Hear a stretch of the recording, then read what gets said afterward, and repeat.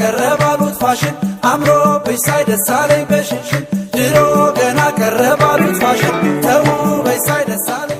ስለ ፋሽን ሲነሳ በርካታ ሰዎች አዳዲስ ዲዛይን የተደረጉ ልብሶችን መድረክ ላይ ወጥቶ ማሳየት ብቻ ይመስላቸዋል። አንዳንዶች ደግሞ ታዋቂ ሰዎች የለበሱትን እንዲሁም የተጫሙትን መከተል ፋሽን ማለት ነው ይላሉ። እነዚህ ሐሳቦች ልክ ሆነው ሳለ ፋሽን ግን ከዚህም በላይ ነው። ፋሽን ከምን ለብሰው አንስቶ እስከምንዋብበት፣ ከምንበላው አንስቶ እስከምንጠጣው እንዲሁም በእያንዳንዱ የዕለት ተዕለት ተግባራችን የምንጠቀማቸውና የምናሳያቸው ድርጊቶች ሁሉ የፋሽን መገለጫ ናቸው። ለእናንተስ ፋሽን ማለት ምን ማለት ይሆን ብለን እግረ መንገዳችንን ለመጠየቅ ወደድን።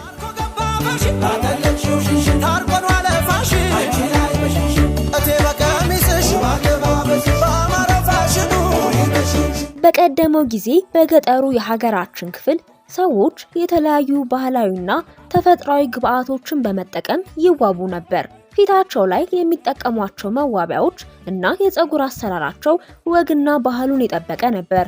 በጊዜ ሂደት ውስጥ የተለያዩ ዘመናዊ መዋቢያዎች ወደ ሀገራችን ሲገቡ ፊታችን ላይ የምንጠቀማቸው እያንዳንዱ ግብአቶችም ተፈጥሯዊ ውበታቸውን እየለቀቁ ሙሉ በሙሉ ወደ አርቲፊሻል መዋቢያዎች እየተቀየሩ መጡ። ይህም የሀገራችንን የፋሽን ለውጥ ከሚያሳዩ ነገሮች ውስጥ አንዱና ዋነኛው ነው።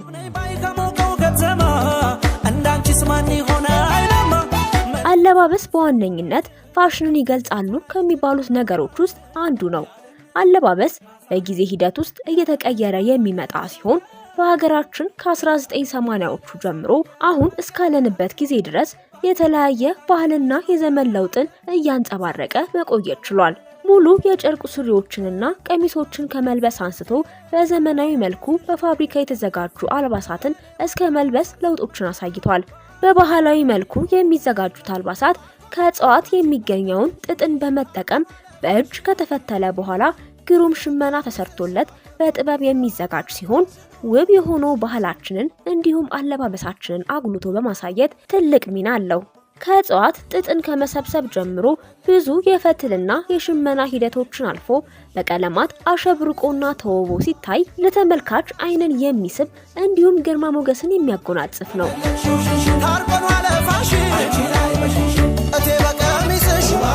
በሌላ በኩል ደግሞ በዘመናዊ መልክ የሚሰሩ አልባሳት ከንድፈ ሐሳብ ጀምረው በዘመናዊ የስፌት መኪና አልፈው የተለያዩ ዘመኑን የዋጁ ልብሶች በመሆን ፋሽንን ይገልጻሉ።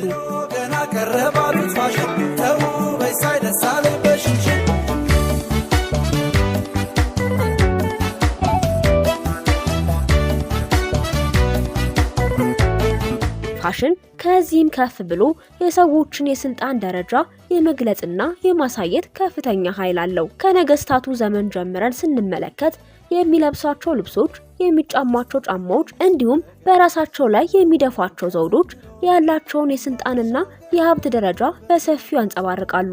በዘመናችን ያሉ የመንግስት ባለስልጣናት የሚለብሷቸው ልብሶችም እንዲሁ ስልጣናቸውንና ማዕረጋቸውን እየወከሉ ዘመናትን ለመሻገር ችለዋል።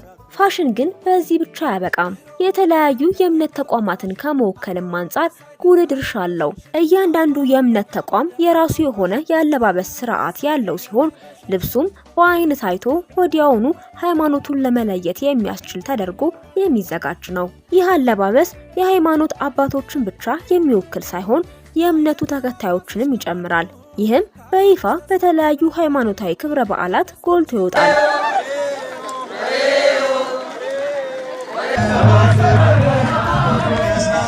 ፋሽን በዚህ ብቻ አልተገደበም። ከቅርብ ጊዜያት ወዲህ ማህበራዊ ጉዳያችንንም ነክቷል። በየጊዜው ከጎረቤትና ከወዳጅ ዘመድ ጋር እየተገናኘን ኑ ቡና ጠጡ በማለት የሆድ ሆዳችንን የምናወጋበት ስርዓት እየተቀየረ መጥቶ አሁን ላይ የግለኝነት አዝማሚያ በመያዝ በተለያዩ ማህበራዊ ድረገጾች ውስጥ በመደበቅ ማህበራዊ ግንኙነቶቻችንን እየሸረሸርን መጥተናል። ቡና ጠጡ ብቻም አይደለም፣ የምንመገባቸውን ምግቦች ባህላዊ ይዘታቸውን እየለቀቁ ወደ ታሸጉ ምግቦች እየተለወጡ መጥተዋል። ራሳችን ሰርተን ከመብላት ይልቅ ገዝቶ መብላትን ፋሽን አድርገን የመጣን ትውልዶች ነን። በክረምቱ ጊዜ የሚበላ የነበረው ተወዳጅ የሆነው ድንች ቅቅል እንኳን ይዘቱን ቀይሮ ድንች ጥብስ በመሆን ታሽጎ ቀርቦ ሰዎች ምርጫቸው እያደረጉት ይገኛሉ። ፋሽን በምንበላውን ብቻ ሳይሆን በምንጠጣውም ላይ ከወንዝ ውሃ እስከ ቧንቧ፣ ከቧንቧ እስከ ታሸገ ውሃ ድረስ ለውጥን አሳይቷል። ፋሽን በገጠሩና በከተማው ተመሳሳይ ትርጉም የለውም። በገጠሩ የሀገራችን ክፍል ባህላዊ ጭፈራው፣ እስክስታው፣ ወጉ ተጠብቆ እንዳለ ሲቆይ፣ በከተማው ደግሞ ፋሽን በሚል ሰበብ ከምዕራባውያን ዳንስን በመውሰድ ከባህላችን ለቀቅ ያሉ ጭፈራዎችን ሲጨፍሩ ይስተዋላሉ። ፋሽን ከቦታ ቦታ ለመንቀሳቀስ የምናውላቸውን መጓጓዣዎች ሳይቀር በመቀየር ከፈረስ እስከ ጋሪ፣ ከጋሪም እስከ ዘመናዊ መኪናዎች ድረስ ደርሷል።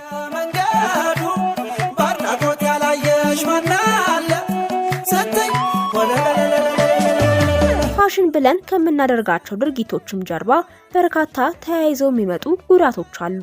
ለአብነትም ሴቶች ለውበት ብለን ፊታችን ላይ የምንጠቀማቸው ምርቶች የፊት ማበጥና ማጥቆር እንዲሁም ብጉርንና የተለያዩ ጠባሳዎችን በማሳረፍ ያላስፈላጊ ጉዳቶች ሲዳርጉን ይስተዋላል። ከዚህም በተጨማሪ የምንመገባቸው የታሸጉ ምግቦች ጤናችንን በማሳጣት ከልክ ላለፈ ውፍረት ይዳርጋሉ።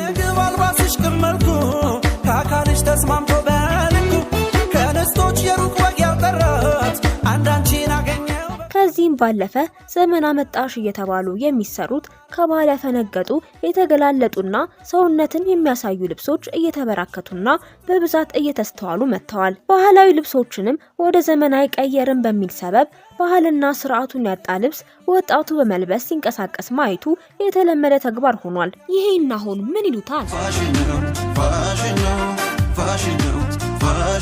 ይሁን እንጂ ዘመኑን በዋጀ መልኩ ባህላዊ ልብሶችን በአማረ ሁኔታ ሰርቶ በማሰልጠን የሚታወቀው ኔክስት የፋሽን ዲዛይኒንግ ትምህርት ቤት በሀገራችን የፋሽን ኢንዱስትሪ ላይ ከፍተኛ ለውጥን እያደረገ ይገኛል። በመሆኑም በሀገር ውስጥና ከሀገር ውጪ በዓለም አቀፍ ደረጃ ፋሽንን ለማሳደግ ኔክስት ዲዛይኒንግ ኮሌጅ ላለፉት 18 ዓመታት ከፍተኛ ጥረት እያደረገ ሲሆን በርካታ ተማሪዎችንም በማሰልጠን አበልጽጎ አስመርቋል። በሳራ መሐመድ የተመሰረተው ይህ ኮሌጅ በዓለም አቀፍ የፋሽን መድረኮች ላይ ኢትዮጵያዊ ወግና ባህላችንን የጠበቁ ልብሶችን በማስተዋወቅም ረገድ የበኩሉን ሚና እየተጫወተ ይገኛል።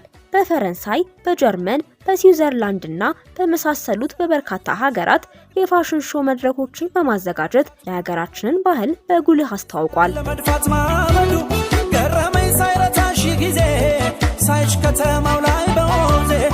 ከጥግ እስከ ጥግ ያሉትን የኢትዮጵያ ክፍሎች ባህላዊ አልባሳት በዘመናዊ መልኩ ለማሰናዳት ተማሪዎች ከንድፍ ስራ ወይም ፓተርን አንስተው የራሳቸውን ጥበብ ጨምረውና ከሽነው በሀገራችን አሉ የተባሉ መኩሪያ ሀብቶቻችንን እንደ ቡናና ዛጎል ያሉትን በዲዛይኖቻቸው ውስጥ በማካተት የኢትዮጵያን ፋሽን በበጎ መንገድ እየለወጡና እያነሳሱ ይገኛሉ። በታዋቂ ዲዛይነሮች እየተፈጠሩ በፓሪስና በኒውዮርክ ገበያ ላይ በውድ ዋጋ እየቀረቡ ከሚለበሱት አልባሳት አንስቶ በተለያዩ የዓለም ክፍሎች በሚገኙ ግዙፍ የገበያ ማዕከላት የሚቸበቸቡት ለሕዝብ አገልግሎት እስከሚመረቱት ድረስ ያሉት እንደ አዘቦት አልባሳትና የቄንጥ ልብሶች ሁሉ በዚሁ በፋሽን ኢንዱስትሪ የሚመረቱ ሆነዋል።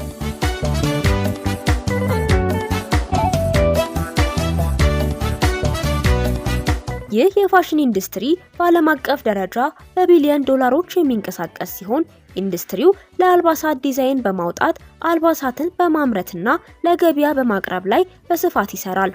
እነዚህንም የሚያማምሩ ልብሶችን ለመስራት ያነሳሳቸው ዘንድ ኔክስት የፋሽን ዲዛይኒንግ ተቋም የተለያዩ ንድፈ ሀሳቦችን አዋቅረው በየቦርዱ በመለጠፍ የሚሰሩትን ልብስ ቀድሞ በዓይነ ሕሊናቸው እንዲሰርጽ በማድረግ ባህላችንን ሳይለቅ ዘመናዊነትን የጠበቁ አልባሳቶችን እያዘጋጁ ለማህበረሰቡ እያቀረቡ ይገኛሉ። ዲዛይነር ሳራ መሐመድ በዚህ ስራዋ የተለያዩ በርካታ ሽልማቶችና እውቅናዎችን ያገኘች ሲሆን ከእነዚህም መካከል ኮሌጁ በ2013 ዓ.ም በኢንተርናሽናል ስታር አዋርድ ፎር ኳሊቲ በጄኔቫ ተሸልሟል።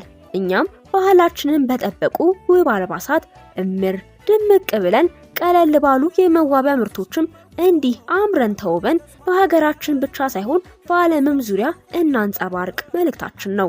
እምር ድምቅ በራስ ቀለም ደምግባት ወዘና ስታልፊ ባማረው ጎዳና ተፈጥሮሽ ሆኖበት ሰማላይ ትዝታን ጫርሽበት ስንቱ ላይ ያለምነሽ ካሳነሽ ያለምነሽ ካሳነሽ